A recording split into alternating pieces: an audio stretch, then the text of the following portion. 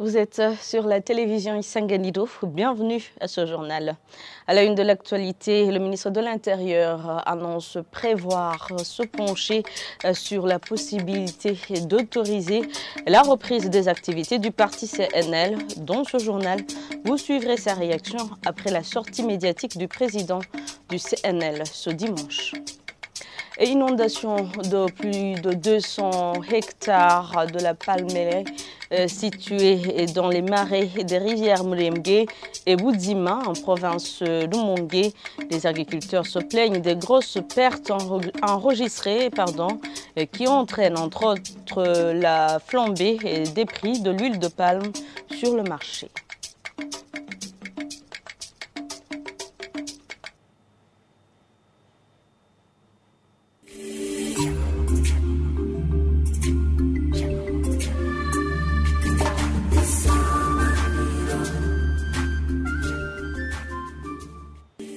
Encore une fois, bienvenue. Nous débutons ce journal avec la page politique.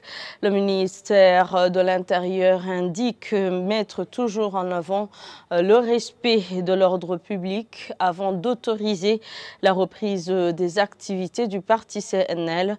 Le président de ce parti a considéré ce dimanche que la mesure suspendant les activités de son parti est expirée pour une période de 6 mois. Comme prévu par la loi régissant les partis politiques. Le ministre Martin Nitelete dit quant à lui que le ministère prévoit de se pencher sur la question pour une mesure irrelative. Je ne leur avais jamais accordé une période de 6 mois.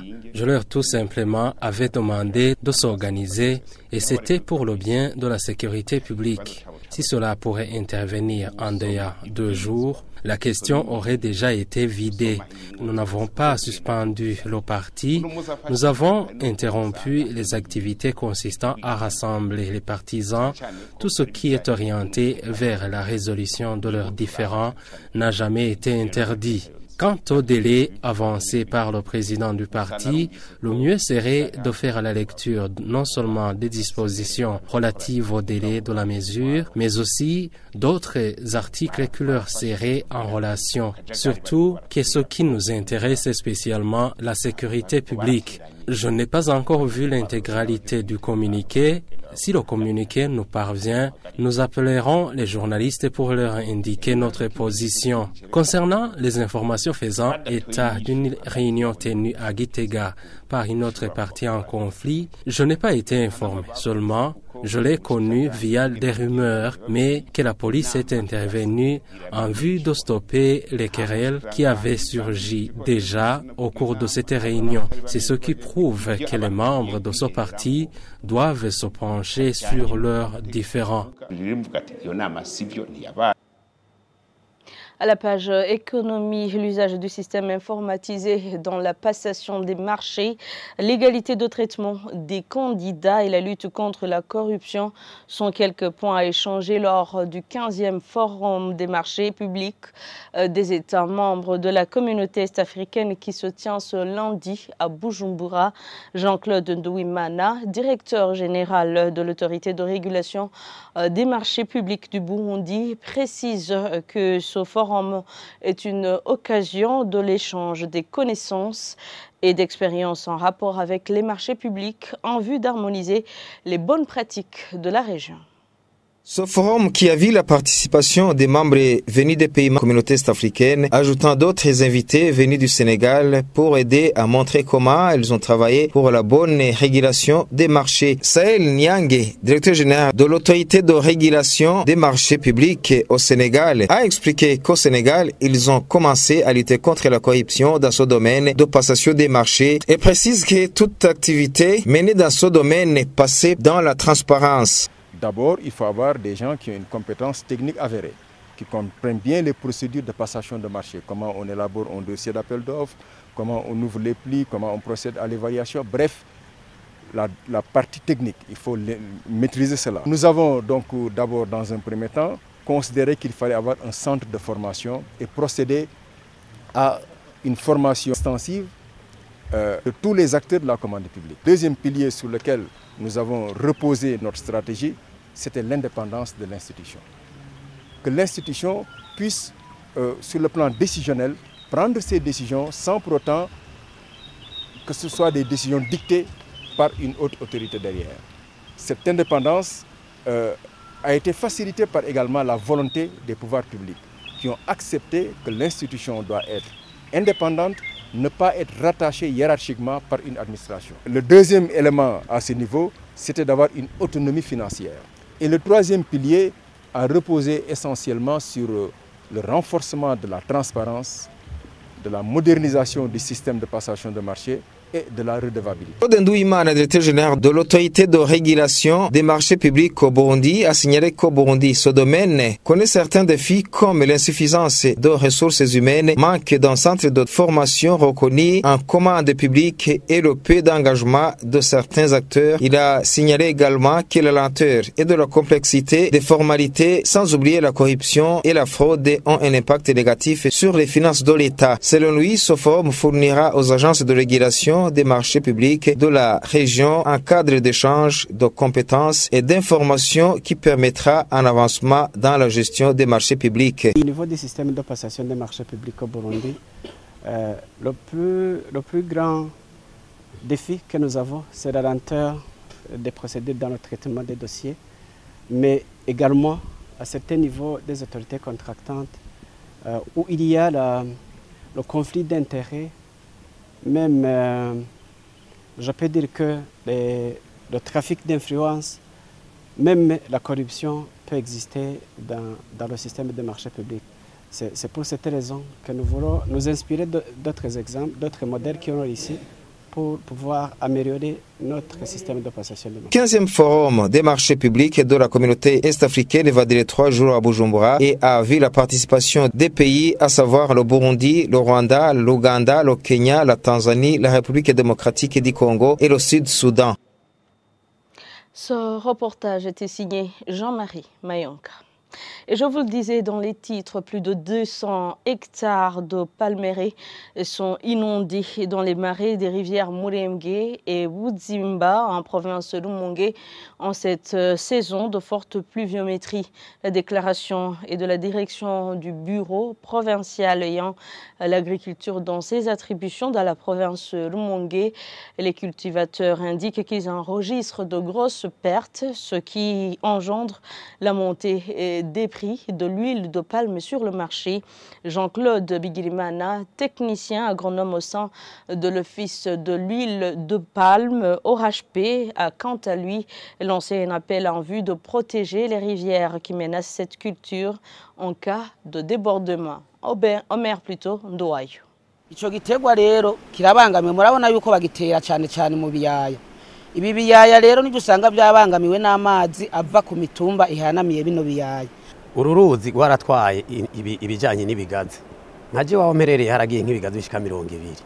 Les champs les plus touchés sont ceux des marais de haut et bas de la rivière Murenge, côtoyant la route vers Nyanzarak. C'est sur une longueur d'au moins 400 mètres vers cette rivière. Le palmier à huile planté le long de Murembwe sont dans le chaos. On dirait que ces champs sont dans un terrain creux où l'eau reste stagnante. Au lieu de se filtrer dans le sous-sol, lorsqu'il pleut, la rivière déborde et se déverse dans les palmeraies. De l'autre côté, les palmiers plantés près de la rivière Budzimba sont souvent emportés par les eaux de cette rivière à destination du lac Tanganyika. De grosses pertes sont souvent enregistrées, indiquent les cultivateurs.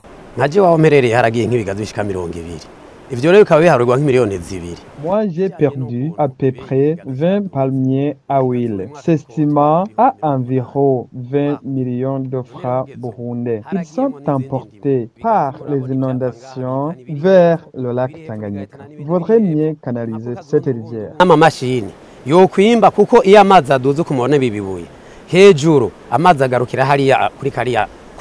Chongera Jamari, directeur du bureau provincial de l'agriculture, signale que plus de 200 hectares de la palmeraie ont été emportés en cette période de forte pluviométrie.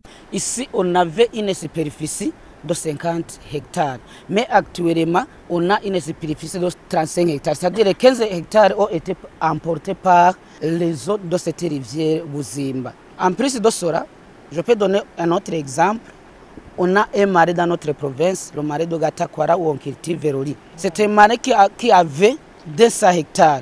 Mais actuellement, suite aux montées des eaux du lac Tanganyika, 50 hectares ont été emportés par ces eaux du lac Tanganyika. À Murembe aussi, il y a eu débordement des rivières dans les Parmérés et dans d'autres communes de notre province. Ces effets existent aussi. Les communes les plus touchées, ce sont des communes dans lesquelles passent ces eaux qui se jettent dans le lac Tanganyika. On peut dire la commune de Rumonge, la commune de Bugarama et la commune de Muhuta. Ce sont des communes qui sont les plus touchées par ces effets néfastes liés au changement climatique. Des sensibilisations liées à la protection des rivières menaçant le palmier à huile sont souvent faites aux cultivateurs pour la protection de cette culture, dit Jean-Claude Bigirimana, technicien agronome chez l'Office de l'huile de palme OHP. Un hectare compte 135 palmiers à l'huile. La récolte dans un hectare s'élève à 15 tonnes. Un kilo coûte 700 francs burundais. Prenez 15 tonnes par hectare, multiplié par 700 francs burundais par kilo. Vous comprenez que le gouvernement perd 10 500 000 francs burundais. Nous interpellons les cultivateurs à protéger ces rivières qui envahissent les champs. La province de Rumonge compte un espace où l'agriculture du palmier à huile est très pratiquée au Burundi.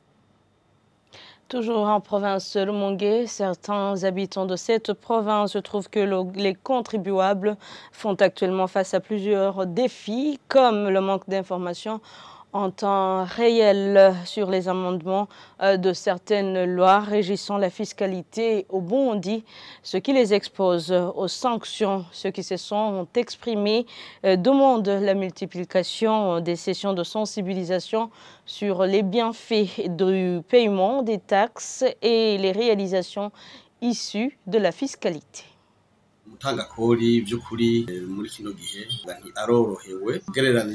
Je dirais qu'actuellement, le contribuable a plus de facilité comparativement au temps d'avènement de l'EBR. Pendant ce temps, les gens ne comprenaient même pas le fonctionnement de cet organe.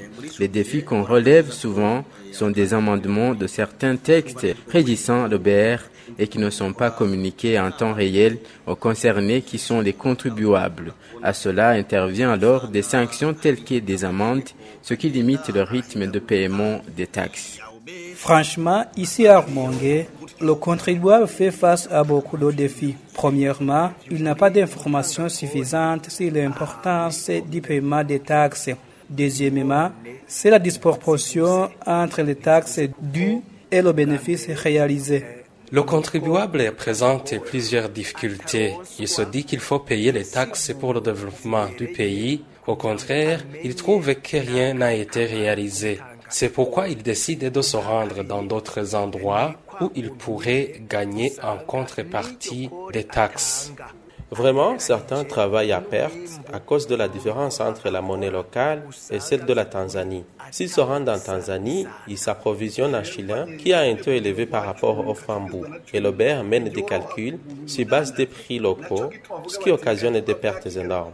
Il y a même ceux qui préfèrent abandonner leur commerce ou fuir vers d'autres pays. Que les institutions habilitées passent plus de sensibilisation et explication et montrent clairement les réalisations en contrepartie de ces taxes payées par la population. Ça permettra aussi à ces gens qui se rendent ailleurs craignant ces taxes énormes de se ressaisir pour le développement du pays. Et voilà, c'est par ici que prend fin ce journal. Merci à tous de l'avoir suivi. Bonne suite des programmes avec la télévision Isanganiro.